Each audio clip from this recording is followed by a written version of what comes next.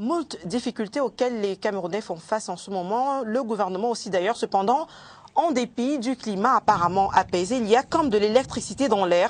Quelle en est la source, les raisons? Rassemblement est-il synonyme d'insurrection maintenant au Cameroun? Qui du peuple et de nos dirigeants gère le mieux la crise actuelle et face aux multiples débats sur le sujet? En quoi un remaniement ministériel pourrait-il apaiser les choses? Administration.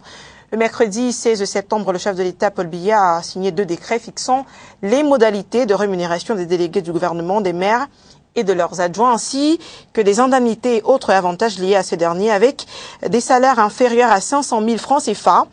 Tout se jouera donc dans les avantages dont les montants ne sont pas clairement établis. Question: quel salaire méritent ces représentants du peuple camerounais compte tenu du volume de leurs tâches respectives? Et puis un mot sera aussi dit dans ce programme sur la crise au Burkina, un nouveau coup d'État alors que le gouvernement en place n'est que transitoire.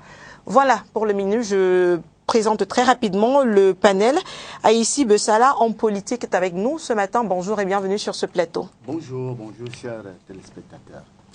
Sur ce plateau également, Boniface Fopi, philosophe et plus responsable d'établissement scolaire. Bonjour, bienvenue. Bonjour madame, bonjour aux spectateurs de STV. Anissé Kané, en politique, fait également partie du panel de ce matin. Bonjour, bienvenue. Bonjour et bonjour à nos téléspectateurs. Et puis Jean-Marie Tchatchouan, journaliste grand habitué de ce programme. Bonjour. Bonjour Dora, bonjour à tous les téléspectateurs de STV. C'est un honneur d'être là ce midi pour commenter avec vous les faits d'actualité. Alors, impossible de parler actuellement de tensions sociales au Cameroun sans évoquer ce rassemblement de quelques hommes politiques et même intellectuels qui s'est tenu mardi à Yaoundé et qui a vu l'arrestation de Jean-Marc Bikoko, par exemple, dont je propose d'ailleurs qu'on fasse le point sur la situation avant de revenir sur ce plateau débattre de la situation actuelle du Cameroun.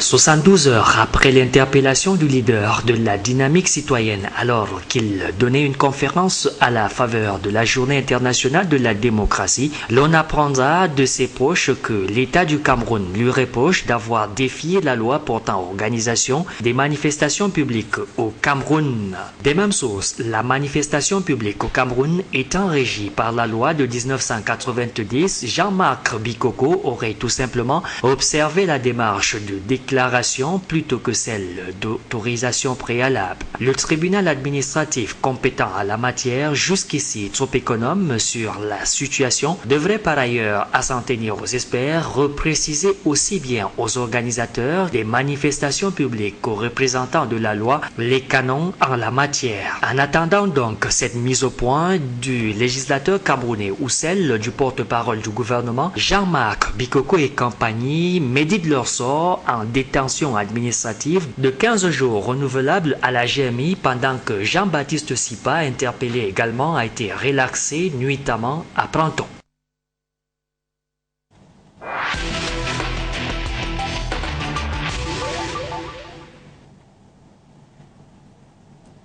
Alors, on a eu plusieurs réactions dans politique après ces arrestations. Donc, je vais poser la question à Anissé Kané. Quelle est votre réaction face à cette actualité? C'est du burlesque, ce que le régime du renouveau de M. Aïssi Bessala a fait au Cameroun. La loi est claire, on est dans un régime de déclaration. Cela veut dire que, en réalité, l'exception, c'est l'interdiction. Mais on assiste exactement au contraire, comme pour plusieurs secteurs. La règle, c'est l'interdiction, et l'exception, c'est la possibilité qu'aujourd'hui le régime donne aux Camerounais de s'organiser, de se mettre ensemble, de discuter. J'ai discuté, même pas de manifester publiquement, de discuter. Vous imaginez, il y avait 50 personnes ou plus. Ça aurait été une rencontre anodine, peut-être qu'il y aurait eu un échange fructueux, mais vraiment anodine par rapport à ce qui se dit dans le pays. Maintenant, dans tous les réseaux sociaux, dans tout le monde entier, on sait que le régime burlesque du RDPC est allé intercepter et condamner, parce que c'est une condamnation. la détention administrative, M. Bikoko a 15 jours de détention administrative renouvelable. C'est-à-dire qu'on met un citoyen en prison parce qu'il veut parler de l'avenir de son pays. Mais plus burlesque que ça, moi, je ne vois pas. D'accord. Alors, monsieur le maire Aïssi Bessal, est-ce qu'il n'y avait pas quand même un peu de provocation? On sait que le thème de la réflexion, c'était tournons la page. Est-ce qu'il n'y avait pas un peu de provocation? Non, je voulais dire que l'arrestation de 2 citoyens connus pour leur activisme ne constitue pour moi qu'une simple opération de police administrative qui a pour objet d'assurer la paix et la stabilité dans le pays. Donc pour moi, ce n'est pas un événement. Parce que vous-même, vous êtes en train d'inclure, de dire des choses. D'ailleurs, mon prédécesseur, dans la prise de parole, est allé plus loin. Lui, il a déjà été plusieurs fois candidat aux élections présidentielles. Il doit savoir qu'un président de la République, qu'il soit Biya, Anissé Ekane ou n'importe qui, a le devoir d'assurer la paix sociale et l'ordre public au Cameroun. Donc, s'il n'apprend pas ça tout maintenant, je dirais aux électeurs, vous voyez, vous risquez de lire un irresponsable demain. C'est tout ce que je réponds pour le moment. D'accord. Alors, Jean-Marie Tchachon, il y en a qui ont estimé que, effectivement, le thème même qui sous-tendait cette rencontre était une provocation. Mais est-ce qu'il y avait réellement provocation? Quels que soient les motifs, quelles que soient les raisons, je crois qu'en 2015, dans un État comme le Cameroun, on ne devrait plus avoir affaire à ce genre de spectacle mis en scène par notre administration. Et M. Bessala a parlé tout à l'heure de la préservation de la paix. Et je suis personnellement surpris parce que il me semble que s'il y a un problème de paix au Cameroun, ce n'est pas surtout à Yaoundé, ça ne concerne pas surtout quelques membres de la société civile qui veulent informer les citoyens de la marche du pays. Donc les problèmes de paix se passent à l'extrême nord. Donc on aille là-bas interpeller des gens et non pas à Yaoundé pour en face des personnes, n'est-ce pas, qui veulent simplement, n'est-ce pas, jouir, n'est-ce pas, de leur droit, le droit à la liberté de manifester. D'ailleurs, il ne s'agissait pas d'une manifestation, il s'agissait, n'est-ce pas, d'une conférence. Donc, manifestement, il n'y avait pas menace à la paix, menace à l'ordre public en tant que tel. Donc, c'est l'administration elle-même qui sait les raisons pour lesquelles elle a cru devoir, n'est-ce pas, interpeller ceux qui ont été interpellés. Alors, Boniface Fopi, il y a quand même une loi qui a été adoptée fin 2014, la loi antiterroriste, qui venait notamment établir quelques règles pour ce qui est des regroupements et autres. Est-ce qu'on peut dire, dans le cas de cette rencontre, que cette loi a été bafouée? Vu le contexte social dans lequel, n'est-ce pas, nous nous trouvons aujourd'hui, on peut dire que la loi a été quelque peu bafouée parce que le climat dans lequel nous vivons aujourd'hui avec le phénomène Boko Haram est comme un climat d'insécurité. Et quand les individus décident de se retrouver, quel que soit le motif, sans toutefois déclarer, parce que c'est d'après ce que le sous-préfet a dit, n'est-ce pas, ils n'ont pas eu l'autorisation de se réunir, ça peut poser problème. Mais je dis, dans un état de droit, comme le Cameroun, de tels actes ne devraient pas, n'est-ce pas, se réaliser. Mais il y a une chose, nous sommes, comme je l'ai dit tout à l'heure, nous sommes dans un état de droit et que si réellement les intéressés se sont réunis sans toutefois avertir l'administration, on peut les assimiler peut-être à ce que le gouvernement appelle parfois une association de malfaiteurs. Peut-être que c'est... Non, peut-être que le terme est excessif, hyperbolique. Mais je dis, je ne suis pas dans la tête de ceux qui ont décidé, ou bien je ne fais pas un procès d'intention, mais je dis que compte tenu du climat dans lequel nous vivons, on peut assimiler, n'est-ce pas, ce qui s'est passé à une sorte, n'est-ce pas, d'association de malfaiteurs. D'accord. Alors, Anissé Ekane, lorsqu'on se souvient de la marche des militaires de la semaine dernière, qui revendiquaient leurs primes non payées par la MISCA, est-ce qu'on ne peut pas s'interroger sur la justice camerounaise, notamment son autorité? Non, mais je suis... il y a de quoi rire, vraiment. Sinon, on devrait pleurer. Les propos de mon voisin sont tout à fait hors du temps. Association de malfaiteurs. Mais ce qu'on fait là, on est dans une association de malfaiteurs. Puisqu'on va parler de l'alternance et des problèmes du pays, vous êtes un grand malfaiteur, monsieur. De venir sur le plateau devant des millions de téléspectateurs. Vous êtes un grand malfaiteur. Qui peut les assimiler oui, non, à des malfaiteurs. Non, vous dites, dans le climat dans lequel on se trouve, on peut estimer que... On peut les assimiler. Mais vous-même, vous êtes donc un grand malfaiteur, parce que vous êtes... C'est pas mon point de vue. Sur un plateau, vous allez parler de l'avenir du pays sans avoir demandé l'autorisation à qui que ce soit, au sous-préfet de Douala Premier. Non, il faut être sérieux. On est quand même en 2015, on est dans un pays où habitent des êtres humains. Comment voulez-vous que des Camerounais qui veulent parler de leur avenir ne puissent pas se retrouver dans un enclos? Quand on regarde les images, on voit bien, tout le monde voit bien que c'est cerné. Il n'y a même pas possibilité de débordement. Et un sous-fifre supplétif de Yaoundé va arrêter Bikoko sous prétexte que c'est une association de malfaiteurs. Entre les malfaiteurs, ils sont en Konenguien, les Marafa, les Ababa, voilà les malfaiteurs de ce pays-ci. C'est eux-là, c'est ceux-là, messieurs, que vous devez traiter ainsi. Pas de vaillants Camerounais qui veulent parler de leur avenir. Moi, je pense que cette loi, comme la plupart des lois qui régissent les associations et les manifestations, elle est faite de telle manière que l'administration a le droit de tout faire. Parce que c'est le sous-préfet qui apprécie s'il y a trouble à l'ordre public, sans aucune justification. S'il descend de son lit du pied gauche, il peut estimer qu'aujourd'hui il y a un risque de trouble à l'ordre public. Le lendemain, il descend du pied droit, il dit non. Premièrement. Deuxièmement, la possibilité de recours ne donne au magistrat aucun délai. C'est-à-dire que vous déposez une déclaration, on vous refuse la possibilité d'organiser votre manifestation, vous portez l'affaire en justice et le juge peut, 6 mois après, vous donner raison. C'est-à-dire qu'en réalité, on donne au sous-préfet la possibilité, quelle que soit la situation dans laquelle le pays se trouve. Parce qu'on parle d'insécurité aujourd'hui, il y a 10 ans, c'était les mêmes choses, on en sait quelque chose, mais soyez sérieux. Arrêtez de dire des choses comme ça à la télévision pour prendre les Camerounais pour des imbéciles heureux qui ne sont pas. Oui, d'accord. Mais monsieur Kane, quand même, il y a une chose, hein, même si la loi est mal faite, une fois qu'elle est adoptée, est-ce qu'on est tous tenus de la respecter ou pas? Au moins, ce paramètre.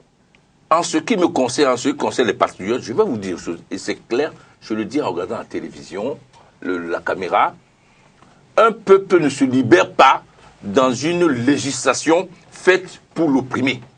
En 90, pour avoir la liberté du grand malfaiteur qui est à côté de moi de s'exprimer à la télévision, il a fallu que des Camerounais se fassent arrêter, fassent la prison, se fassent torturer.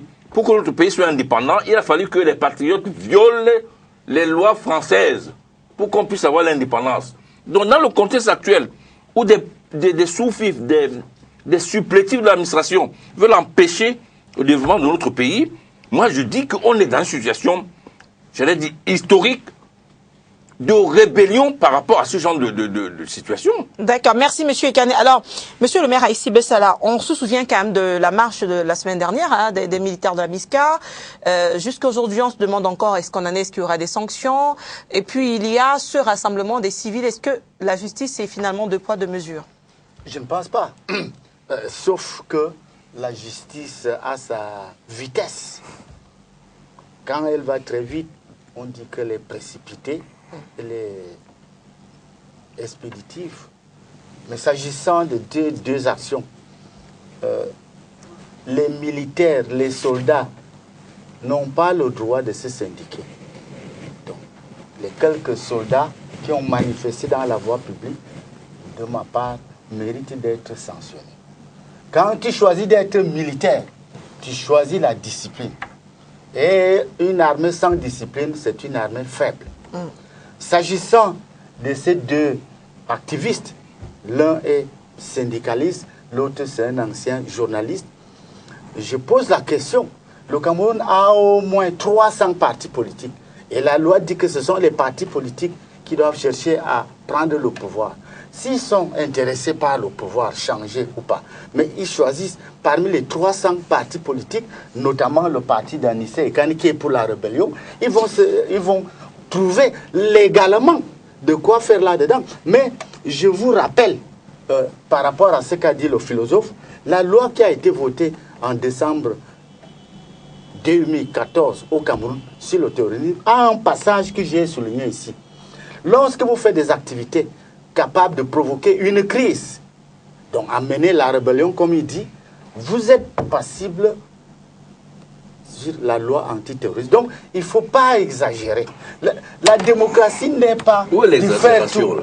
Maintenant, vous venez prêcher qu'il faut faire la rébellion, c'est ça qui change. Non, il y a plein de gens qui ne seront jamais rebelles, mais qui sont des démocrates, qui discutent verbalement, qui voteront les lois. Et ils se font arrêter. Mais c'est l'administration, c'est l'autorité qui m'a arrêté. Il y a des mesures, des procédures pour se faire dégager parce qu'il y a une autorité. Maintenant, tous les insultes, c'est des vauriens, non, c'est pas sérieux. Notre administration, à partir des sous-préfets, mérite du respect quand on est citoyen. Même si on est patriote, révolutionnaire, mais prenez les fusils, allez dans la brousse.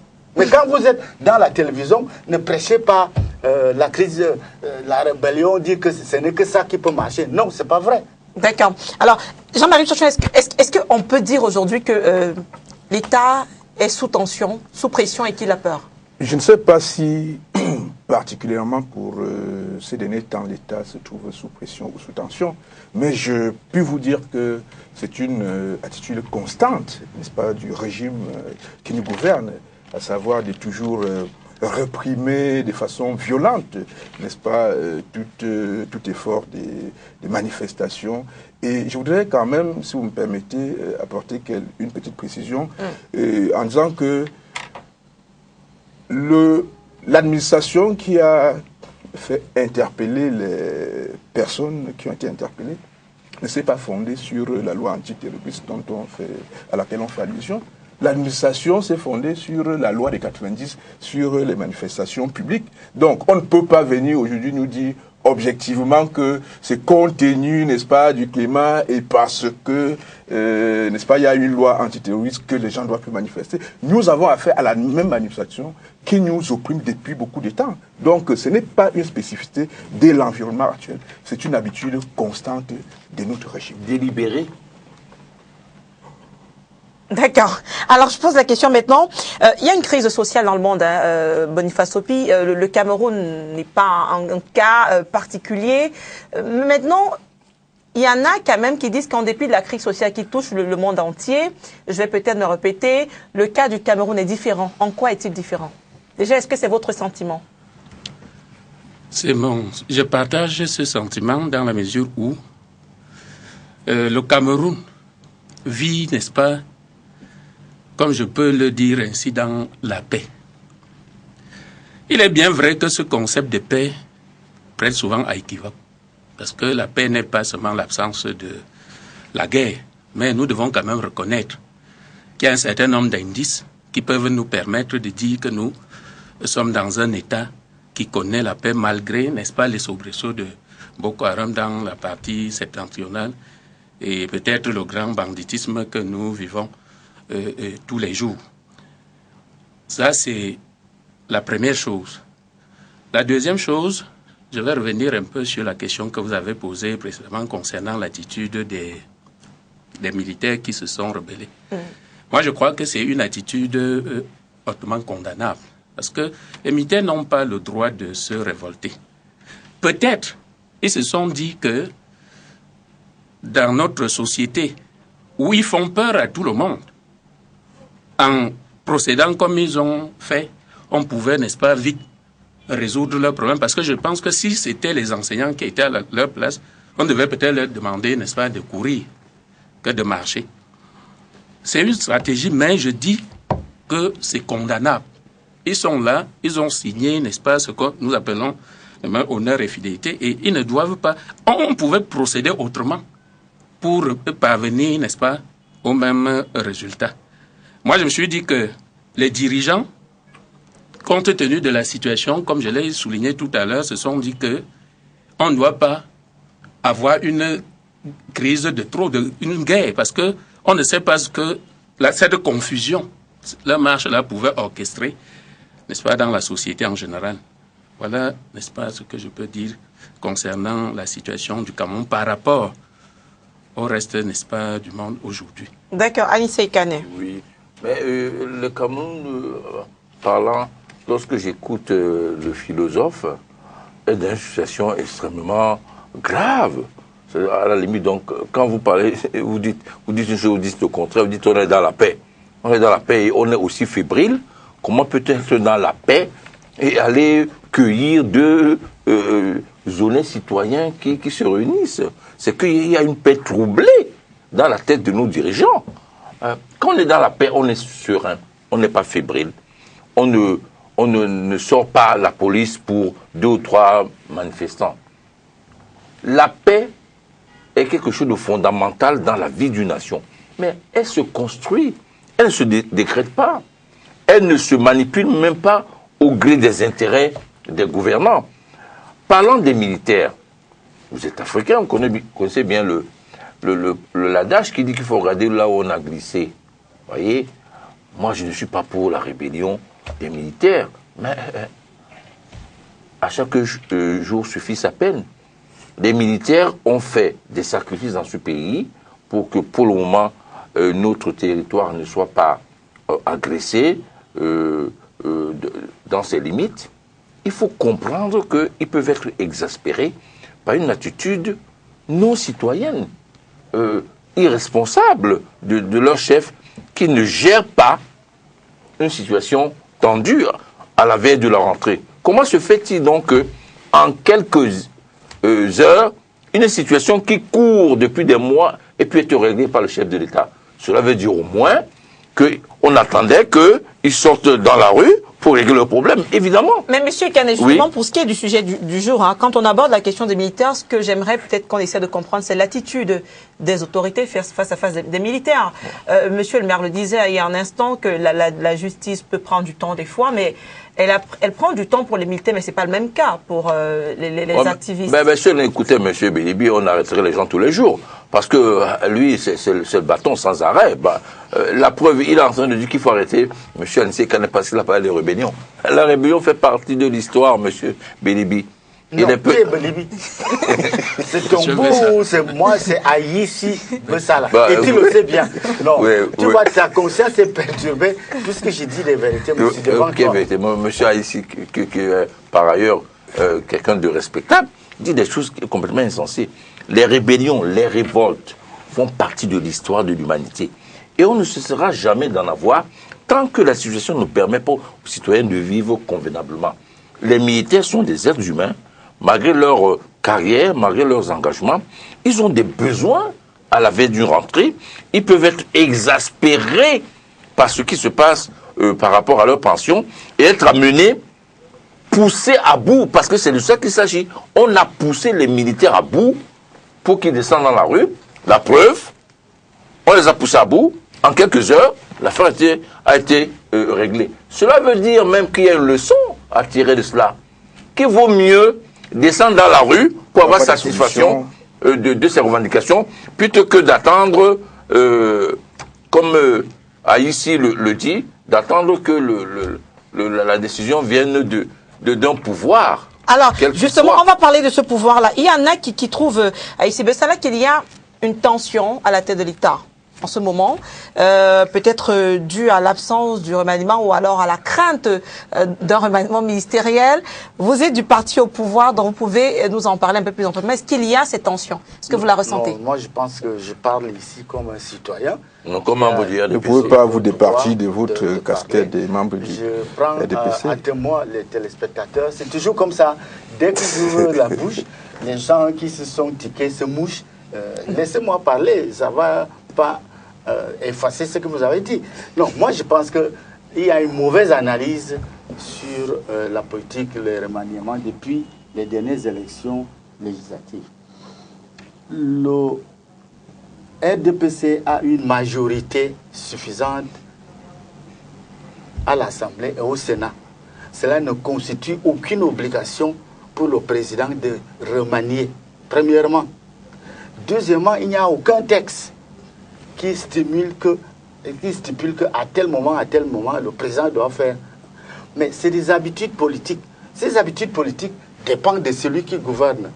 Je m'excuse Même si on dirait que je suis militant du RDP, c'est pour ça que je dis non. Le remaniement au Cameroun ne se fera que lorsque le président de la République aura ces éléments à lui qui permettent qu'il fasse. Ce n'est pas parce qu'on a arrêté, je l'ai dit, 2 citoyens reconnus par leur attitude activiste que ça va pousser le président à trembler pour remanier. Je ne vois pas.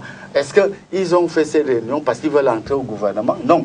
Ou alors ils font Mais ça... il y a la question sur l'alternance, parce qu'il faut quand même remarquer que depuis un moment, et ça le président le disait encore dans son discours d'il y a 2 ans, il parlait des mauvais scores réalisés par son gouvernement, lequel n'a pas été changé depuis. On sait qu'il y a le plan d'urgence, il y a eu des réunions qui devaient être implémentées, on ne voit toujours rien. Il y a quand même une inertie qui est décriée au sein de l'appareil gouvernemental, qui aujourd'hui, on ne parle pas que de cette arrestation, mais il y a quand même des situations qui montrent que tout n'est peut-être plus sous contrôle. Je serai d'accord avec vous en ce qui concerne l'inertie qui règne dans notre administration. Oui. Et ce n'est pas que ces fois-ci que le président les a dénoncés, mais c'est l'attitude de l'ensemble des Camerounais. Les Camerounais, dans leur ensemble, je ne sais pas, ils ne sont pas encore aptes à vivre dans une société développée. À tous les niveaux, on trouve des gens qui sont indolents. Les journalistes, les hommes politiques. Moi, Anissé Kane est président d'un parti, tout le monde sait qu'il est brillant, il parle, mais en 25 ans, cela ne lui a jamais rien dit d'être au moins conseiller municipal. Vous voyez, il veut simplement être président de la République. Vous pensez que c'est une bonne façon de faire la stratégie de prise de pouvoir dans un pays démocratique? Non. Je peux multiplier, mais moi je m'adresse à lui parce qu'il a si en face de vous. Mais il y en a plein. Des fois, ce qu'on qualifie même les grands partis d'opposition, il y a leurs dirigeants, ils ne sont même pas conseillers municipaux. Comment est-ce que tu peux diriger un parti qui a des élus, des sénateurs, des députés, toi-même tu n'es rien dans ça? Comment ces gens-là t'obéissent? Donc, je pense que l'ensemble du Cameroun, l'ensemble des Camerounais, nous tous, nous avons un retard dans l'allumage pour nous arrimer, pour être pays émergent. Donc le président l'a dénoncé depuis longtemps. Oui, merci Jean-Marie Tchachoua. À ma connaissance, le président Paul Biya n'a jamais été conseiller municipal, mais il dirige quand même le Cameroun depuis beaucoup d'années, monsieur Aïssi Bessa. C'est un seul exemple, personne ne le sait. Donc, c'est vous qui le dites, c'est bien pour vous. Donc, s'agissant, n'est-ce pas... Il est devenu président, il n'y avait pas de démocratie. Hein. Ah bon? Oui. Mais il a institué la démocratie. Tout à fait, c'est lui qui a apporté la preuve, toi et moi, nous sommes là. On va rentrer au quartier sans problème. C'est un grand pas en avant. Mais ça n'empêche pas qu'on arrête les Bikoko et autres. Mais l'ordre doit exister, monsieur. Tu parles Bikoko, il est quoi? Il est syndicaliste. Qu'est-ce qu'un syndicaliste pense du changement d'un pays qui a 300 partis politiques? Anissé Kane, président d'un parti, il semble attendre qu'un syndicaliste lui dise que... Je voulais dire un mot. Justement, il voulait dire ce qu'il pense de cette transition, du fait de tourner la page. Je voulais dire un mot sur... S'il vous plaît, monsieur Aïssi Bessa. Je voulais dire un mot sur le remaniement. Il ne faut pas oublier que ces derniers temps, il y a eu quand même des rumeurs qui ont circulé, n'est-ce pas, sur le remaniement ministériel par 2 fois. Donc, il y a eu 2 tentatives, selon la presse, qui n'ont pas marché. Et donc, on peut dire que le président Paul Biya n'arrive pas à remanier. Ça, il faut le dire. Monsieur Aïssi Bessa sait très bien que depuis les élections de 2013, il a si bien dit, on s'attendait, n'est-ce pas, à ce que... mais justement, qui s'attend à cela? Non, les Camerounais les Camerounais et même la logique voudrait que, n'est-ce pas, au sortir, n'est-ce pas, d'un événement comme celui-là, qu'on ait quand même droit à une sorte de répartition, de redistribution des cartes suivant, n'est-ce pas, les résultats qui sont sortis des urnes. Et je vous dis que le Cameroun fait partie des rares pays où le remaniement ministériel est un secret. En France, quand il est question, n'est-ce pas, de procéder au remaniement ministériel, on sait bien avant, très exactement, n'est-ce pas, qui va occuper quel poste. Et on vous dit même souvent à quelle date le remaniement aura lieu. Donc j'ai envie de dire simplement que, compte tenu, n'est-ce pas, de la malgouvernance, compte tenu des problèmes qu'il y a dans le système, le président de la République n'arrive pas à faire un remaniement ministériel. Et ça fait un problème, ça constitue un réel problème dans la gouvernance. D'accord. Allez-y, Boniface Fopi, sur le remaniement ministériel. Oui, ce que je peux dire concernant le remaniement ministériel, il y avait la petite expérience que j'ai eue depuis que je connais le président Paul Biya. Ah bon? Quand on attend le plus pour un événement, il ne réagit pas toujours. Quand il y a des supputations, des spéculations sur un phénomène, moi je constate qu'il se calme. Il laisse jouer, n'est-ce pas, le temps. Ça, c'est une expérience. Ça veut dire qu'il ne gouverne pas, il tient plutôt compte de ça, c'est une remarque que j'ai faite. C'est quand on s'attend le moins. C'est quand on a même oublié. C'est-à-dire quand la presse est en train de parler d'un sujet avec intensité et tout, lui ne réagit pas. C'est quand on a oublié, parfois, qu'il rebondit. Mais je pense que le remaniement, aujourd'hui, apparaît comme une nécessité. Une nécessité parce qu'il y a beaucoup de blocages. Ouais. Vous allez voir que beaucoup de ministères, aujourd'hui, ne fonctionnent plus.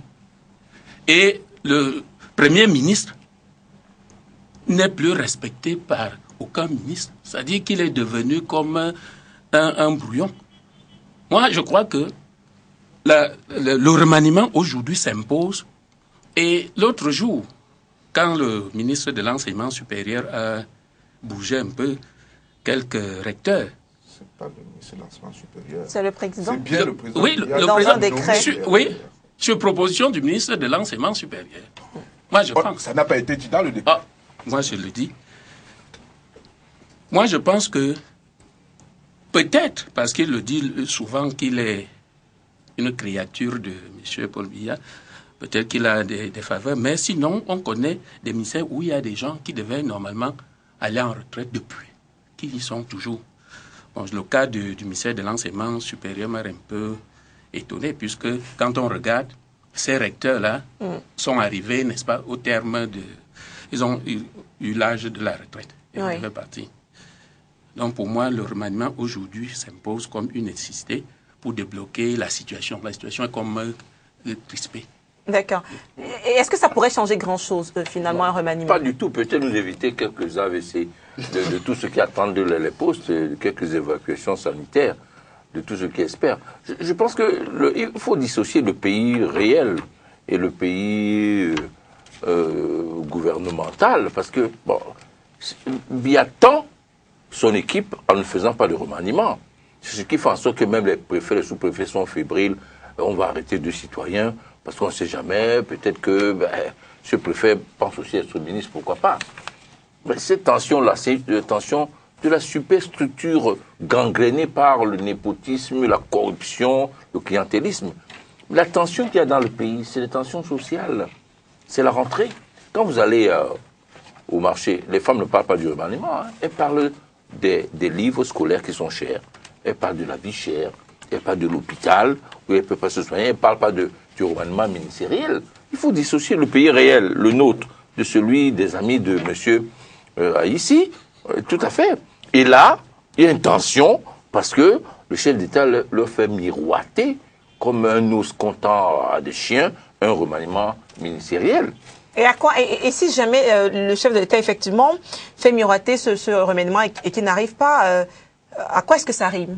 Quel peut être l'objectif? Parce que ça crée une psychose en même temps au sein de l'appareil gouvernemental. Ah oui, mais c'est ça qui tend la situation dans le pays. Ce sont ces pratiques, je ne sais pas, d'un autre âge, qui sont particulières au Cameroun. On a une exception, une curiosité planétaire en ce domaine. Mais ce que je voulais dire, c'est que, la majorité obèse du trucage du RDPC à l'Assemblée peut permettre au chef de l'État, et compte tenu de la Constitution, de gouverner avec les mêmes pendant X années. Il a fait à maintes reprises. Mais la situation réelle, sociale du pays voudrait que le chef d'État prenne des initiatives autres qu'un remaniement. La tension au nord, l'insécurité, le fait qu'il faut faire bloc par rapport au Boko Haram endogène et à ses différents complices. La situation que le fait qu'au nord, la rentrée était difficile, ailleurs elle était difficile, parce que les manuels scolaires sont une calamité pour les parents et qu'aujourd'hui, personne n'arrive à s'en sortir, sauf ceux qui peuvent payer des pensions de 2 millions à leurs enfants. C'est cela qui pose problème dans notre pays aujourd'hui. Et par rapport à cela, le président doit prendre des initiatives, pas le remaniement ministériel, qui n'est qu'une redistribution entre pléthore d'individus qui ne vivent que de cet espoir. D'accord, merci. Un dernier mot peut-être, monsieur. Non, je voudrais dire que nous nous exprimons librement ici. Moi, je ne pense pas que le remaniement a quelques remèdes miracles à apporter dans la torpeur ou les crises de pauvreté, parce que comme le dit Anissé Kane. Non, je ne pense pas. Anissé Kane, lui, il insiste dessus avec le journaliste qui est à côté de moi, que je connais très bien. Probablement, eux, ils ont des gens qui attendent d'être ministres et c'est eux alors qui sont en crise. Moi, je n'ai personne, je n'attends rien. Ceux qui sont là, ils peuvent rester à condition qu'ils travaillent. Ça ne gêne pas. Sauf qu'ils ne travaillent plus beaucoup. Malheureusement. Et dans ce cas, peut-être qu'une redistribution des cartes devient... Je ne sais pas, c'est le président qui... Moi, je suis militant du RDPC. Je soutiens le président pour le moment. Le président affirmait qu'ils sont inertes. Non, ça veut dire que réveillez-vous. Est-ce qu'il dit ils sont inertes de rester, alors je vais les enlever? Si je suis, je ne sais pas, subalterne de quelqu'un, il me dit qu'est-ce que tu fais? Je dois doubler des efforts. Au moins, c'est ce que j'attends que ça se passe. Mais vous croyez que... L'inertie peut être liée à l'incapacité aussi. Hein. Bon, voilà, vous voyez, chacun peut imaginer. Moi, je pense que le président est bien placé. Il sait ce qu'il fait. Et je lui fais confiance pour le moment. Alors, on va attaquer notre deuxième sujet du jour. Désormais, les délégués, les maires et leurs adjoints auront un salaire fixé au Cameroun.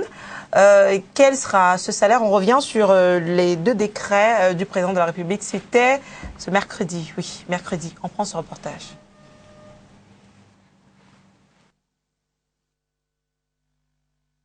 Solde mensuel, indemnités et autres avantages liés à la fonction de délégué du gouvernement, de maire, de leurs adjoints vient d'être officiellement fixé par un décret présidentiel ce 16 septembre 2015.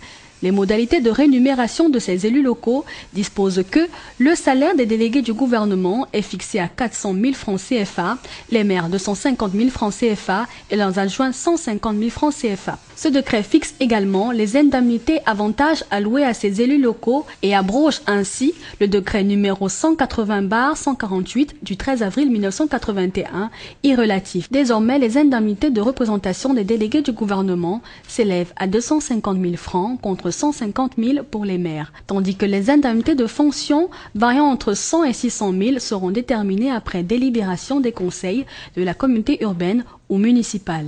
Ce nouveau texte, paraphé par Paul Biya ce mercredi, réaménage certaines dispositions du décret signé en 1981 par son prédécesseur. En l'occurrence, les délégués du gouvernement et les maires peuvent désormais recourir à la location en cas d'absence de logement et le coût sera déterminé par les conseils communaux et municipaux avec en prime un reversement annuel des frais d'entretien des bâtiments. Les indemnités de frais de téléphone, d'eau et d'électricité sont également prises en compte.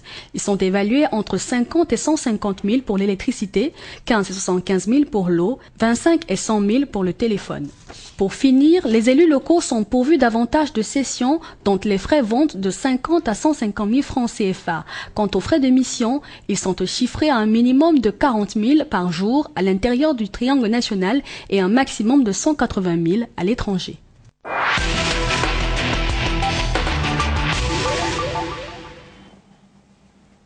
Aïssi Bessala, alors un salaire de 250 000 francs pour les maires et les adjoints, 150 000 francs, est-ce que c'est suffisamment payé? Je pense pas que ce serait meilleure chose de prendre ce problème par ce bout. Il faut d'abord se féliciter qu'enfin les choses commencent à être clarifiées. Les délégués du gouvernement et les maires ont un salaire. Est-ce que c'est beaucoup? Est-ce que c'est peu? C'est un autre débat. Ce débat-là sera éternellement parce que les salaires, vous qui supportez des révolutionnaires syndicalistes, c'est l'affaire des syndicats. Il faut améliorer constamment le niveau de vie.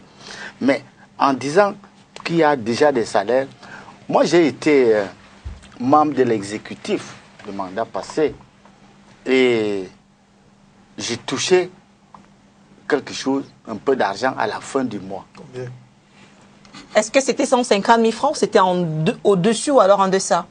Nous sommes là pour essayer d'expliquer normalement les choses, comment ça se passe. Combien vous touchez à l'époque? Je dois dire que... De savoir. Pourquoi tu veux faire du bruit sur mon argent? On ne fait pas du bruit sur l'argent. Non, ce n'était pas organisé. Chaque commune, par rapport à la pression, au dynamisme de ses élus, votait des décisions qui accordaient des primes d'État, je ne sais pas comment on les appelait, aux membres de l'exécutif. Moi, je ne me cache pas, j'ai gagné 344 000 francs par mois. Donc on a diminué. Non, je ne sais pas. Mais je n'avais pas l'essence. Je n'avais pas le téléphone. Je ne sais pas si les autres auront. C'est pour ça que je dis que ne nous focalisons pas sur les montants. Mais c'est le fait que la décentralisation maintenant se mette en place réellement. Il faut écouter la plupart des maires. Il n'y a pas que des maires à Douala. Il y a des maires dans mon village là-bas. Si on lui donne 150 000 francs tous les mois, parce qu'il paraît que c'est la fonction publique qui va payer, celui-là, il peut se sentir encouragé pour bien travailler. Il ne va plus passer le temps à imaginer comment il peut faire des gymnastiques pour qu'un entrepreneur vienne, je ne sais pas. Donc, moi, je pense que c'est le début de l'implémentation de la loi sur la décentralisation. D'accord. Anissé Ekana, est-ce que cette loi en même temps vient siffler la fin d'une gabégie financière qui était décriée par beaucoup? Oui, bon, la dernière loi date de 1981. C'est ça qu'on appelle la diversion. On attend le chef de l'État sur des choses sérieuses. Il réglemente le salaire des milliardaires. Parce que les délégués du gouvernement, ce sont des milliardaires. Tout le monde le sait. C'est un secret de polichinelle. Il réglemente le salaire des milliardaires au lieu de régler les problèmes du pays. Bon, parce que, voyez-vous, l'urgence aujourd'hui, ce n'est pas de savoir ce que gagnent les délégués du gouvernement. Ils ont plein de moyens pour Mais il y a combien de délégués du gouvernement au Cameroun à Nice? C'est pas pour eux. Mais il y a peut-être 350 maires qui vont en bénéficier. Je parle des milliardaires et des millionnaires. Ils sont peut-être 2 ou 3, parce que M. Aïssi Bessala, il y a une certaine priorité dans la gestion d'un pays. Je ne pense pas que ce soit urgent aujourd'hui pour notre pays de déterminer quels sont les frais de mission d'un délégué, etc. Il y a bien d'autres problèmes qu'il faut régler. C'est la première chose. La deuxième chose, c'est que, voyez-vous, ce qu'il fallait faire là maintenant, c'est en finir avec les délégués du gouvernement. C'est ce qu'on attendait, qu'il y ait un décret qui mette terme à cette curiosité camerounaise, planétaire, qui fait qu'il y a un exécutif élu et puis un exécutif non élu. Et qui surplante tout ce monde-là. Il y a déjà le délégué du gouvernement, il y a le préfet, il y a le secrétaire général de la mairie, il y a le percepteur. En réalité, les élus locaux n'ont pas grand-chose à faire dans ce cadrage, comment je dis, cette prise en otage des véritables exécutifs élus. Donc, moi, je pense qu'on est en train de reculer. On avance vers la décentralisation, vers la démocratisation de la vie politique, et on fixe les règles d'un exécutif non élu. Où va la décentralisation si on continue à raffermir tout ce qui, justement, possède de la non-décentralisation de la gestion municipale? Moi, je pense qu'il y a quand même un problème dans la gestion de ce pays-ci. D'accord. Alors, votre réaction, Jean-Marie Tchatchoua, il fallait quand même un salaire ou pas pour ces gens? Je ne crois pas que ce soit le plus important. J'ai eu foi au doute tout à l'heure quand, en entendant M. Aïssi Bessala affirmer que le processus de décentralisation est en train de suivre son chemin. J'ai même envie de dire que ce décret constitue un recul. Parce que, voyez-vous, il n'y a pas longtemps, on a eu affaire à un décret du Premier ministre, chef du gouvernement, qui attribuait aux communes d'arrondissement la responsabilité de recouvrer les taxes issues des marchés installés sur leur territoire. Mais je vous assure, le délégué du gouvernement, le préfet et le gouverneur ont tout fait, n'est-ce pas, pour paralyser, n'est-ce pas, s'il vous plaît, monsieur, s'il vous plaît, monsieur Aïssi Bessala. S'il vous plaît, monsieur Aïssi Bessala. De l'ouest ou du... C'est vrai qu'il y en a beaucoup, ce serait bien de préciser. Bien.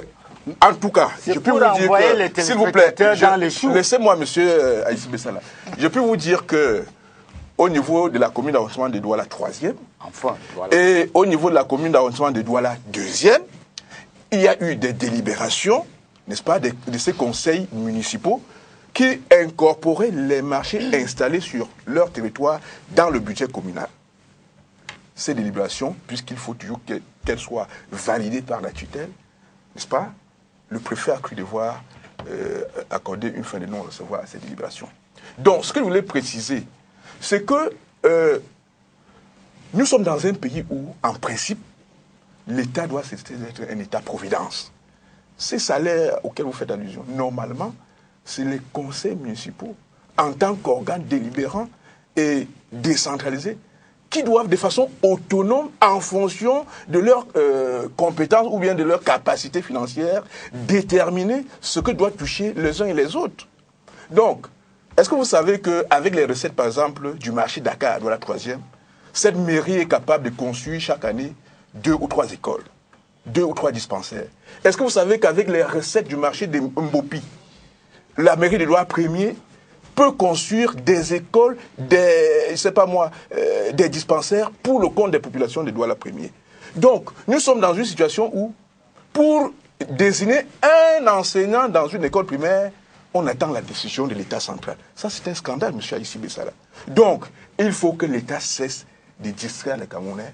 Il faut qu'on revienne au vrai problème, c'est-à-dire confier effectivement les pouvoirs aux maires pour qu'ils fassent leur travail, plutôt que de nous faire voir un décret qui consiste à dire que tel à tel montant. Je crois que ça procède. Alors, juste pour la précision, le ministre René Emmanuel Sadi avait précisé lors de la dernière rencontre avec les gouverneurs que pour ce qui était de l'application de cette décision prise par le ministre Philémon, il fallait encore attendre que des précisions soient données. Donc, que ceux qui avaient pris les devants pour s'approprier les marchés de leur commune étaient allés vite en besoin.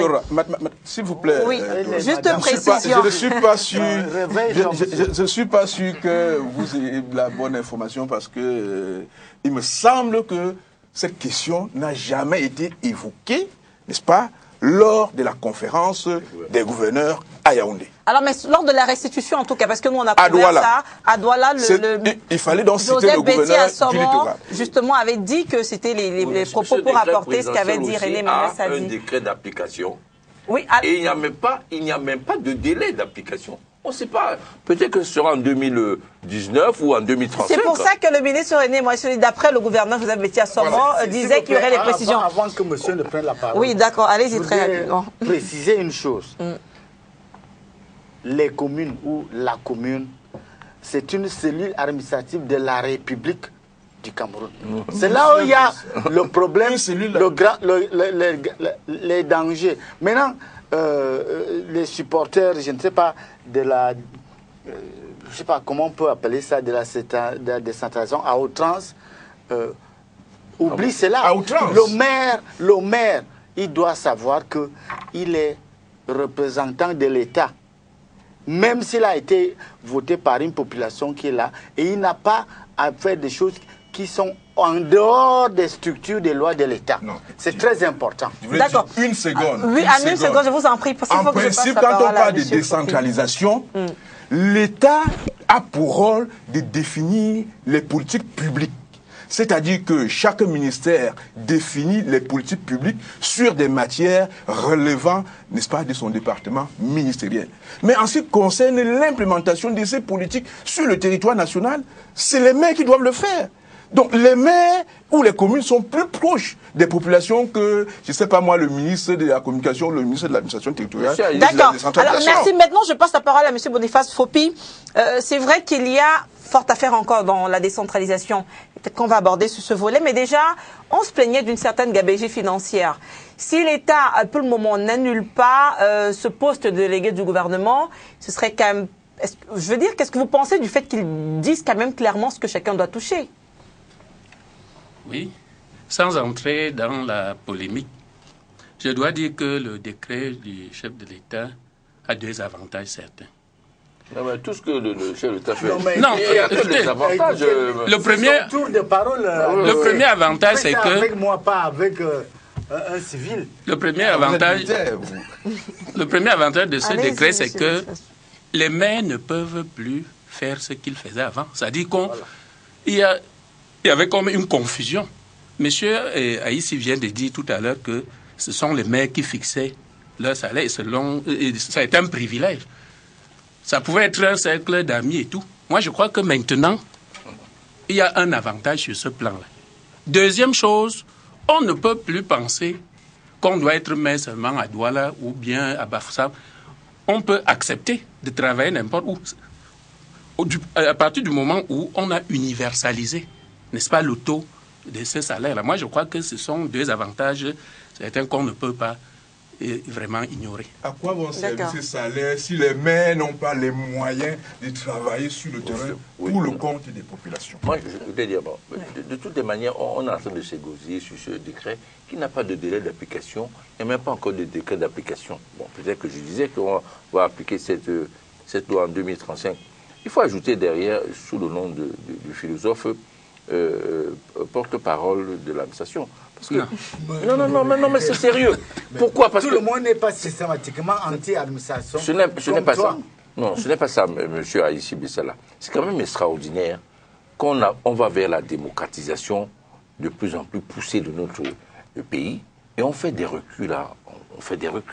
On revient à une centralisation à outrance. Je vous ai dit tout à l'heure que les mairies sont encadrées par des tas de gens de l'exécutif. Le délégué du gouvernement, c'est délégué du gouvernement.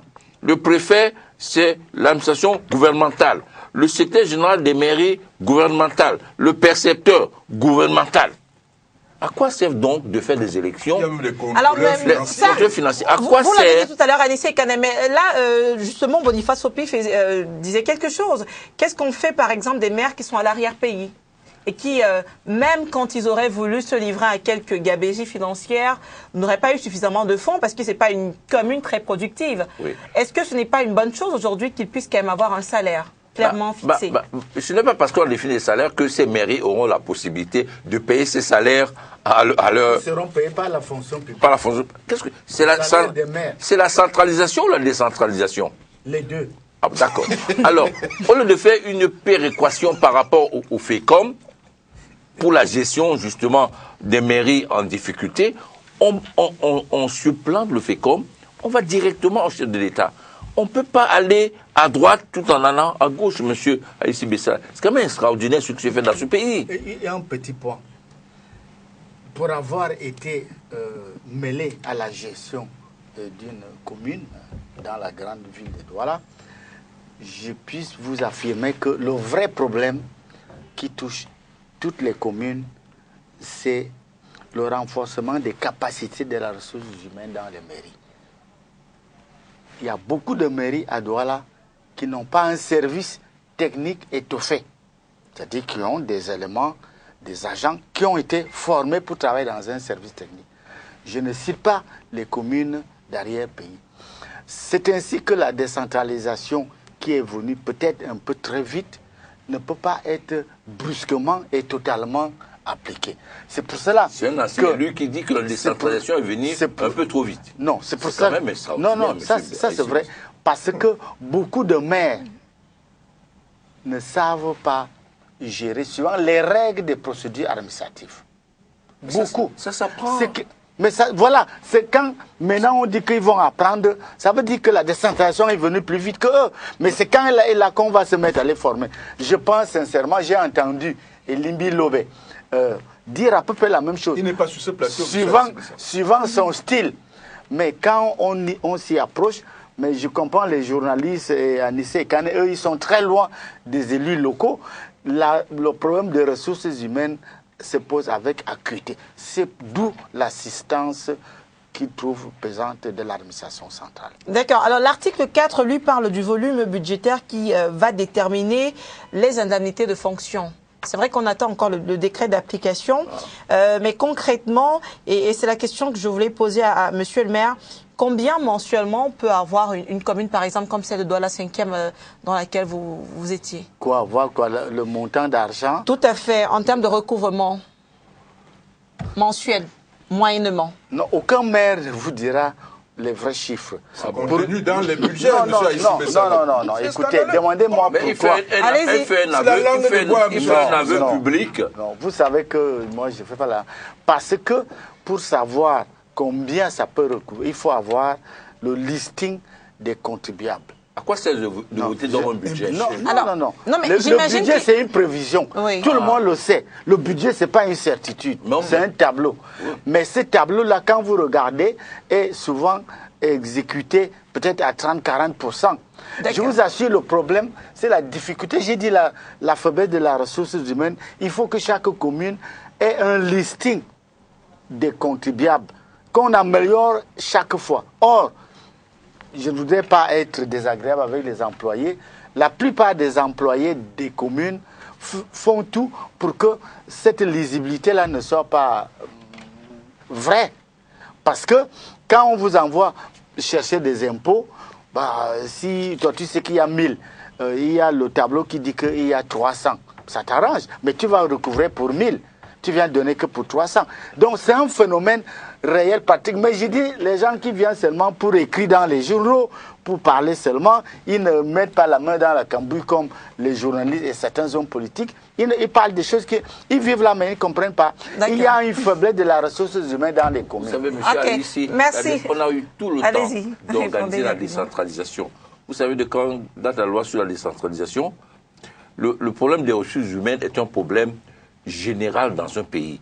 À chaque moment de l'organisation de la société, on forme des ressources humaines. On recycle des gens. Donc, la loi sur la décentralisation date d'une dizaine d'années.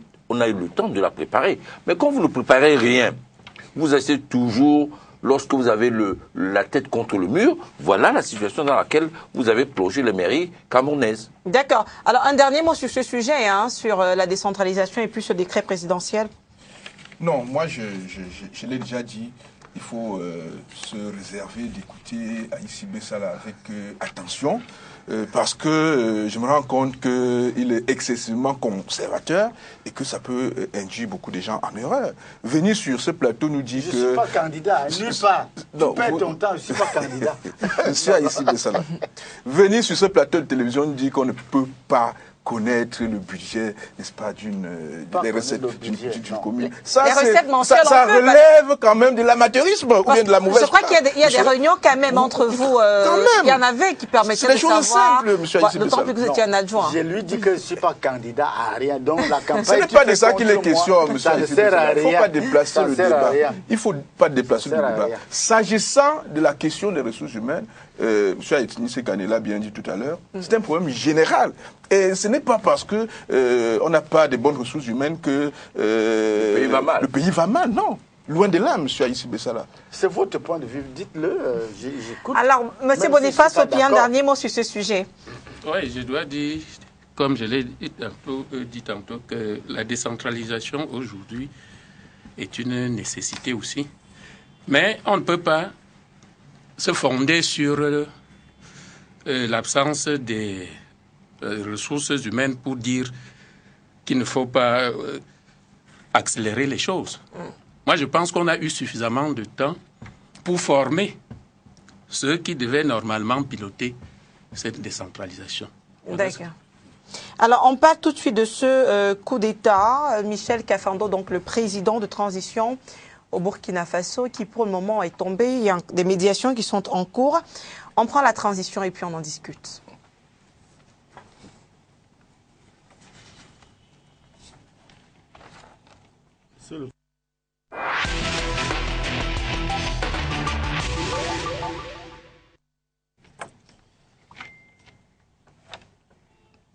Monsieur le maire Aïssi Bessala, cet autre coup d'État au Burkina Faso, le pays des hommes intègres, vous l'avez suivi, est-ce qu'on s'y attendait réellement? Disons qu'en suivant les débats qui tournent autour de cet événement, j'ai fini par être convaincu que c'était prévisible. Pour deux choses. Dans la zone où se passe ce coup d'État, les coups d'État sont récurrents. Quand on a fait un coup d'État, il y en aura un deuxième, un troisième, et ça devient une habitude beaucoup de gens croient, comme certains le disent autour de moi et par-ci par-là, que la violence peut résoudre les problèmes politiques. Donc, celui qu'on a violemment chassé avait pris le pouvoir dans un coup d'État. Maintenant, la Bible dit que tu tues par l'épée, tu seras tué par l'épée. Jusqu'à quand ça va s'arrêter? Voilà le premier point. Deuxième point, ce que les spécialistes disent, lorsque Compaoré est, comme on dit, chassé du pouvoir, on dit qu'on va réinstaurer l'ordre, un nouveau ordre, on met un gouvernement provisoire pour faire que tout le monde participe. Mais à l'intérieur, on prend un texte qui interdit une fraction importante de la population. C'est-à-dire ceux qui étaient pour Compaoré ne peuvent plus être candidats. Or, ceux-là, c'est des citoyens, c'est des êtres humains. En plus, ils ont un instrument efficace que Compaoré a laissé. Ce qu'on appelle secteur, une armée spéciale, plus armée que toutes les armées. Il a dit tantôt que le rapport de force compte en politique, ce sont donc les résidus de Compaoré qui réagissent parce qu'on dit qu'on va vous tuer, on va vous écarter. Il dit avant de nous écarter, nous imposons. Donc on peut dire que c'était prévu, c'était prescrit, c'était écrit. D'accord. Qu'est-ce que vous en dites, Boniface Fopi, la situation du Burkina? Moi, je pense que le nouveau homme fort, là, le général Oussé Diendéré, pour moi, c'est un apprenti sorcier. Parce que ce monsieur, il ne faut pas l'oublier, a été un acteur de ce qui s'est passé en 85 lorsqu'on tuait Thomas Sankara. Moi, j'ai suivi la femme de Thomas Sankara, l'a cité, qu'il a participé à la mort de son mari. Or, lui, il croit que cette stratégie peut aujourd'hui réussir. Moi, je ne suis pas d'accord sur le fait qu'on dise qu'on les a écartés. Ils ont géré le pays comme si c'était leur boutique. Et à un moment donné, quand les gens ont senti que ça n'allait pas, on se les mis de côté. Bon, peut-être qu'en démocratie, on ne devait pas les écarter, les laisser pour que le peuple les chasse.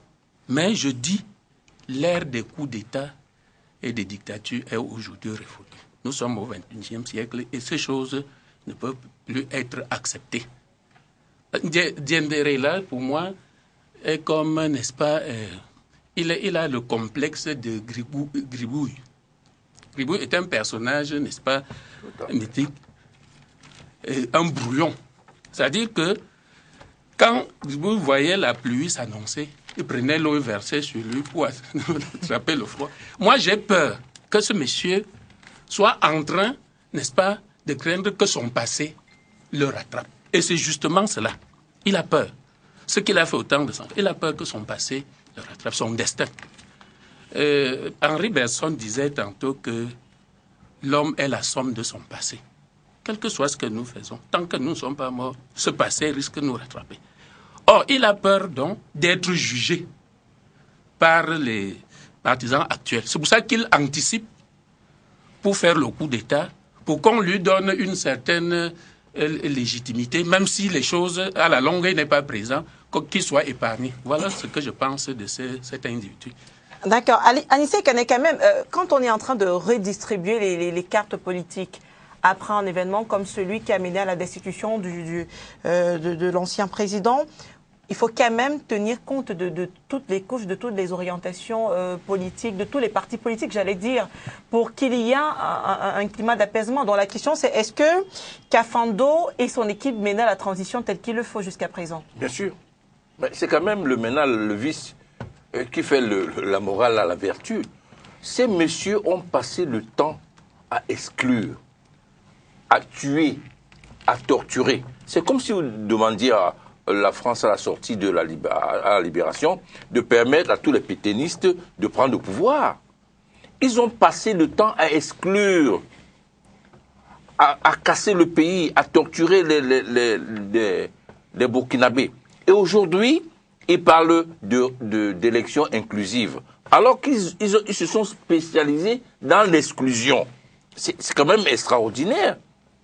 Et un monsieur débarque chez vous, il prend possession de votre maison, il prend en otage tout le monde, et il libère le papa, il dit, bon, c'est une mesure d'apaisement. Alors qu'il s'est introduit chez vous de façon frauduleuse. Il faut en finir avec des Africains qui ont l'impression que le peuple africain, c'est du bétail dont on peut se servir à toutes les sauces. C'est la première chose. La deuxième chose, moi je suis surpris par les condamnations trompe-l'œil de certains pays européens, à commencer par la France.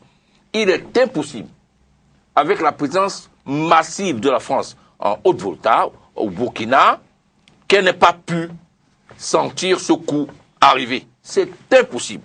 On va raconter tout ce qu'on veut. On sait bien que le Burkina était la vitrine de la coopération française en Afrique de l'Ouest et que ce pays est infesté de barbouzes français.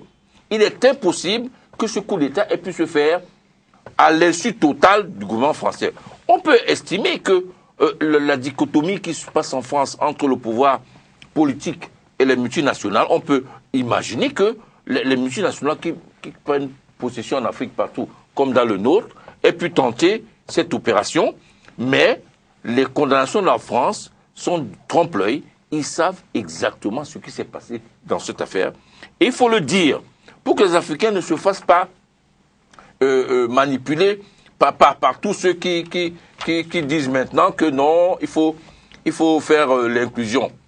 Demain, quand ce pays va changer, monsieur Aïssi Bessala, vous pensez donc qu'on va permettre à tous ceux qui ont volé, pillé, torturé les Camerounais, assassiné les Camerounais, de revenir tranquillement avec les milliards amassés dans le monde entier, venir nous faire la morale sur l'inclusion en politique, monsieur Aïssi Bessala? Alors, la question, il va certainement y répondre plus tard. Tout à fait. Je passe la question à Jean-Marie Tchatchouan. Vraiment, on en est où on en est au Burkina Faso. Mais les grandes leçons, c'est vrai qu'on a toujours tendance à accuser la France. Hein. C'est l'avis d'Anissé Kané. Non, je n'ai pas de fait, je n'ai pas accusé. Je dis, ce serait quand même surprenant qu'infesté par les barbouzes français, que Hollande, Moumou Sakaria se réveille le matin en se demandant qu'est-ce qui se passe au Burkina. D'accord, merci. Alors la question c'est quelle leçon peut-on tirer au Cameroun quand on observe ce qui se passe au Burkina? Je ne sais pas si le Cameroun a des leçons particulières à tirer de ce qui s'est passé au Burkina. En tout cas, en ce qui me concerne, je ne souhaite pas que ça arrive au Cameroun, le coup d'État. Je souhaite qu'un jour, qu'au sortir d'une élection présidentielle, qu'on dise que le Manidem ou bien, je ne sais pas, un autre parti d'opposition a régulièrement remporté les élections. Ensuite, M. Aïssi Bessala, il faut préciser surtout dans le cas de ce coup d'État que ça montre au moins qu'il y a encore l'ombre de Blaise Compaoré, n'est-ce pas, qui plane sur, n'est-ce pas, le Burkina Faso. Plus que l'ombre. Parce que n'oubliez pas que ceux qui ont fait ce coup d'État sont des fidèles. Vous l'avez dit tout à l'heure, des fidèles de longue date. Le bras armé. De Blaise Compaoré. Et Blaise Compaoré n'est pas très loin, n'est-ce pas, du Burkina Faso sur le plan géographique. Et donc il faut également dénoncer, n'est-ce pas, cette attitude de la communauté internationale de certains pays étrangers au Burkina Faso qui tentent de vouloir jouer au trouble fait dans le cadre de ce coup d'État. Donc, à mon sens, il faut que l'ordre revienne à la transition, parce que tout à l'heure, j'ai entendu dire, avant d'entrer dans ce studio, que le médiateur de la CEDEAO était dans une sorte de pourparlers avec les acteurs de la transition et que, n'est-ce pas, M. Diendéré était dans les prédispositions, comme s'il venait offrir une grâce, n'est-ce pas, au peuple burkinabé. Je crois qu'il faut mettre un terme à ce genre d'agissement. Et puis, on retient au moins que M. Diendéré a battu le record de Sanogo, le capitaine Sanogo au Mali, en orchestrant le plus stupide coup d'État que l'Afrique n'ait jamais connu. Alors, il y a une question, merci, sur ce que ça peut apporter au Cameroun. On regarde le Burkina, on regarde la Tunisie, on regarde l'Égypte, on regarde beaucoup d'autres pays où il y a eu des transitions après des manifestations populaires dans les rues. Et on a l'impression qu'après, revenir à l'ordre, c'est pratiquement impossible. C'est la thèse, c'est ma position politique. La violence ne règle pas des problèmes de fond. Il faut accepter le statu quo. Je pense que autour de la table, les téléspectateurs ont déjà su qui nous sommes. Il y en a qui croient que si on leur donne des armes, ils vont prendre le pouvoir, ils vont tout régler, tout va bien marcher. Je dis non, ça ne se passe pas comme ça. Maintenant, il y a mon de gauche, il parle du peuple. Mais la notion du peuple même, là, moi je ne comprends pas. Les gens qui viennent de faire un coup d'État, là, vous allez entendre qu'ils font ça au nom du peuple. Hein. C'est toujours comme ça, le peuple, on mange ce morceau-là à tous les goûts. Le problème très clair est que l'Afrique, il lui faut du temps pour digérer la démocratie. Voilà un responsable de haut niveau d'un parti politique. Il dit que les anciens du RDPC qui ont fauté sont en prison. Eux, ils ne doivent même pas montrer leur nez. Je ne parle pas de vous, monsieur Aïssi Bessala, qui n'êtes pour rien dans toute cette affaire. Je représente un parti politique. C'est pour ça que j'ai dit vous avez dit tout à l'heure que vous étiez là à titre personnel, monsieur Aïssi Bessala. Soyez quand même cohérent dans votre argumentaire. C'est comme ça les paradoxes. Même toi, tu ne cites pas ton parti que je connais, sinon je vais le citer là. Effectivement, nous sommes tous pleins de paradoxes. Le problème est au niveau de cette compréhension. Même au Cameroun, on peut diviser le pays en deux camps. Ceux qui croient que la violence peut régler les problèmes, on les trouve même dans le pouvoir actuel, même dans l'opposition. Hein. Mais il y en a qui ne croient pas à la capacité de la violence à régler les problèmes politiques. Cela, on trouve très peu dans l'opposition, mais on trouve beaucoup dans le pouvoir. Que la politique, c'est une guerre sans armes. Merci. Alors, Boniface... Attends, quel est son avenir? On parle encore de Mao Tse-tung aujourd'hui en Chine. Oui, absolument. Ben non. Absolument. Ben non. Merci. Alors, Boniface Sopi, on a soulevé une question. C'est-à-dire que si le Cameroun demain doit faire face à une transition, si c'est un autre parti politique qui monte au créneau, est-ce que les dirigeants de l'ancien parti auront droit de citer dans ce nouveau gouvernement? Moi, je ne pense pas que ce soit tous les Camerounais qui ont travaillé avec Paul Biya qui sont indexés, n'est-ce pas, et qui peuvent être mis de côté. Oui. On ne peut pas quand même dans une société étiqueter tout le monde. Mais s'il s'avère qu'il y a des individus reconnus qui ont, n'est-ce pas, posé des actes ignobles, on doit les mettre de côté. Ils ne peuvent pas faire partie, on ne peut pas parler, n'est-ce pas, de l'exclusion en ce moment-là. Parce qu'on ne peut pas quand même accepter, n'est-ce pas, qu'un criminel gouverne la cité. Impossible. Criminel encore blanc, dit le chef de l'État. Je peux me permettre de Oui, bien sûr, allez-y. Mais, monsieur le philosophe, oui. Mais la démocratie, c'est très simple. Si le criminel que vous avez identifié actuellement, il est candidat demain, mais apportez des preuves, dites au peuple, voilà ce qu'il a fait. Le peuple, crois-moi, va comprendre, il ne va pas le voter. Mais vous mettez à la place du peuple pour dire qu'il faut couper sa tête, c'est là où je dis qu'il ne faut pas le faire. C'est tout. D'accord, allez-y. Vous savez, monsieur Aïssi, il faut regarder l'histoire de l'humanité récente. Au Chili, lorsqu'Allende est déchu du pouvoir, quel est le processus mis en place? C'est une société américaine qui bloque le pays parce qu'elle contrôlait les transports et qui crée la tension sociale et qui fait en sorte que la tension monte, que les Chiliens se posent des questions sur leur avenir et la voie est ouverte au renversement et à l'assassinat d'Allende.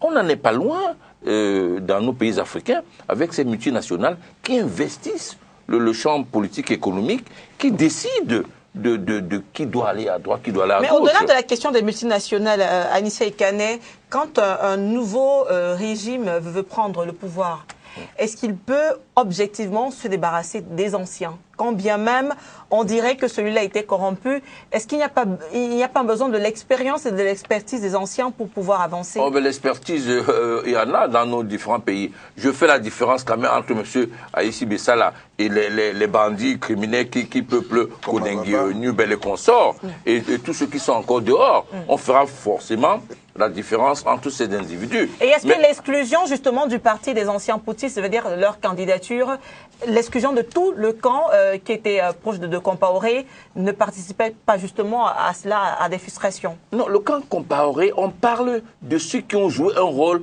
fondamental dans le calvaire du peuple burkinabé. On ne parle pas des sous-fifs, on ne parle pas de M. Aïssi Bessala concernant par exemple le Cameroun. Mais c'est de ça qu'il s'agit. Vous imaginez quand même pas que, hypothèse d'école, que tous ceux qui peuplent Kondengi, Newbel et consorts, qui ont amassé des centaines de milliards, qui font en sorte qu'aujourd'hui les Camerounais sont obligés d'aller dans une école prétendument gratuite alors qu'elle ne l'est pas, qui ne peut pas se soigner à l'hôpital, que ce monsieur revienne tranquillement en disant que non, il faut des élections inclusives, il faut participer, faire participer tout le monde, et qu'il fasse revenir leurs centaines de milliards planqués à l'étranger pour venir manipuler, corrompre, etc. les Camerounais et gagner des élections et se réinstaller tranquillement. Monsieur Aïssi Bessala, si c'est ça l'avenir que vous réservez à l'alternance, nous disons non. D'accord. La dernière question sur le cas du Burkina Faso. Est-ce qu'il y a une chance sur 10 que Kafando soit rétabli à la tête de la transition?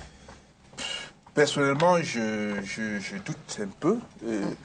On court vers une situation où il faudra mettre sur pied une nouvelle équipe pour gérer la transition. Et là, ça rejoint très logiquement l'hypothèse des manipulations, n'est-ce pas, au niveau des forces étrangères s'agissant de cette affaire-là. Donc, à mon sens, je ne suis pas sûr que Kafando revienne malgré, n'est-ce pas, les revendications massives de la part de la société civile et de l'opposition burkinabé.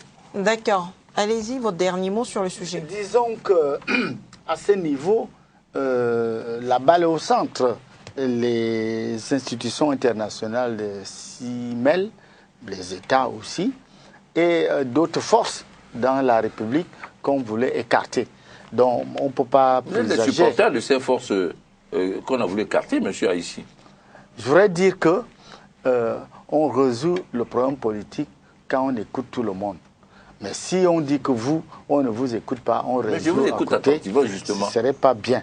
Maintenant, je ne veux pas la publicité, j'ai un journal ici, un candidat qui a des analyses favorables, qui peut être élu, dit à peu près ce que je voudrais dire, qu'il n'est pas bon de décider que tel tu ne dois pas être candidat. Il faut laisser les gens, que le peuple soit éduqué pendant la campagne pour dire attention, celui-ci a fait que. Le peuple est capable de distinguer et ne pas voter. Mais décider péremptoirement, comme le font les gens ici autour de la table, moi je ne sais pas qui leur a donné le certificat, que c'est eux qui savent exactement ce qui est bien. Il faut mêler le peuple. Quelqu'un a tué, a volé, d'accord. Mais dites donc au peuple, avec des preuves qu'il a tué, il a volé, vous allez voir, le peuple va vous suivre. Mais est-ce qu'il n'y a pas des institutions pour ça, M. Aïssi Bessala? Des institutions? Des institutions qui sont chargées d'établir les responsabilités des uns et des autres et puis de prendre des décisions en fonction. Mais eux, ils foutent même ça au pied. J'ai dit que si une institution, comme au Cameroun, oui, on a condamné certains hommes politiques qui sont dans le même parti que moi. Quand on t'a condamné, la loi dit que tu ne peux plus être candidat, il faut beaucoup de temps. La loi le dit. Et alors si la commission justement qui est chargée de valider les candidatures estime que la leur pêche par certains manquements, n'a-t-elle pas... Non, la commission ne s'est pas basée sur la décision de justice antérieure. C'est eux, comme ils avaient des gens comme ceux qui sont autour. Les lois de comparer. Non, non. Peut-être qu'il faut préciser une seconde, Dora, que en réalité, n'oublions pas que Compaoré a été déchu à la suite d'une tentative de manipulation de la constitution du Burkina Faso qui visait à le rendre, n'est-ce pas, à se perpétuer au pouvoir. Et donc, dans quel sens pourrait-on admettre que ceux-là qui étaient actifs, n'est-ce pas, en faveur de cette révision de la Constitution, qu'ils soient, n'est-ce pas, repris et qu'ils soient intégrés dans le processus de la gestion. C'est ça le problème. Juste une question avant de passer la parole. D'après ce que vous dites, est-ce que ça veut dire que dans une démocratie, les gens n'ont plus le droit d'avoir des courants de pensée différents? Non, parce que pas un courant de pensée. Bon, laissons les courants de pensée, mais des avis, je pas des opinions, justement, différentes sur un sujet donné. Non, il est évident que dans un pays démocratique, on peut avoir des opinions diverses. Mais s'agissant du cas de Burkina Faso, ce n'était pas, n'est-ce pas, des avis, c'était une question, c'était un coup d'État constitutionnel qui se préparait. La preuve, c'est pour ça qu'il est parti. Donc, sur ce simple fait, il mérite d'être exclu. On a suivi votre avis. Son avis, c'était de couper la tête à Sankara. Ce n'est pas un avis politique, c'est des assassinats. Voyez-vous, au début de la rentrée, je suis allé feuilleter les livres d'histoire. J'ai regardé du CE1 en terminale. D'abord, l'histoire s'arrête en seconde, on n'enseigne plus. Et j'ai vu 7 pages de l'histoire contemporaine du Cameroun, la décolonisation. 7 pages sur les livres d'histoire du CE1 en seconde. Et dans ces 7 pages, Oumioubé est présenté comme un monsieur hostile à tout compromis. Vous voyez comment on formate les esprits. Alors, ces messieurs qui ont dirigé ces dictatures dans nos différents pays, vous voulez qu'ils reviennent après avoir formaté un peuple, après l'avoir opprimé, c'est-à-dire que vous voulez fermer en réalité toute possibilité d'émancipation d'un peuple en le cantonnant à une histoire récente, à son passé récent qui était fait d'oppression. C'est quand même extraordinaire. Le problème de la démocratie se pose lorsque il y a un équilibre dans les forces. La démocratie, c'est l'équilibre dans les forces. Vous ne pouvez pas, demain, des candidats qui vont se présenter aux élections avec des bandits criminels qui ont amassé de l'argent, qui vont infester le paysage politique avec l'argent volé, vous les mettez sur le même pied d'égalité, monsieur Haïssi. Sauf une chose, si tu n'es pas démocrate, tu dis ce que tu dis. Moi, je crois à la force de l'explication, à la force de la parole. Même si tu donnes 1 million à quelqu'un qui est pauvre, quand il a compris... Vous en avez l'expérience. Alors, la dernière question, Boniface Roupi, c'est comment rompre ce cycle-là? Parce que c'est parti encore et encore et encore et encore. Et tant que les gens ne seront pas contents, ça risque de continuer ainsi. Je pense que, concernant les Burkinabés... Tout à fait, bien sûr. Moi, je pense que les Burkinabés doivent rester éveillés. Et Diendéré s'est tiré une balle dans la jambe, moi je pense. Parce que ce qu'il est en train de faire maintenant, je l'ai dit, c'est ce qu'on appelle dans le théâtre une tragicomédie. À la seule différence que c'est lui-même qui meurt, ce n'est pas Kafando, le président intérimaire qui meurt, mais c'est lui-même qui meurt avec son groupe, là, ce qu'il appelle le Conseil, n'est-ce pas, national pour la démocratie. Moi je ne vois pas cet individu faire quelque chose. Il faut que ces gens-là soient éveillés et qu'on dise non, qu'ils soient manipulés ou pas. Moi, je crois qu'au XXIe siècle, on ne peut plus accepter ce genre de situation. D'accord. Merci à tous d'être venus sur ce plateau. On se retrouve dimanche prochain. Merci à tous de nous avoir suivis. Rediffusion de l'émission, donc demain, 14h sur les antennes de STV. Bon dimanche, à bientôt.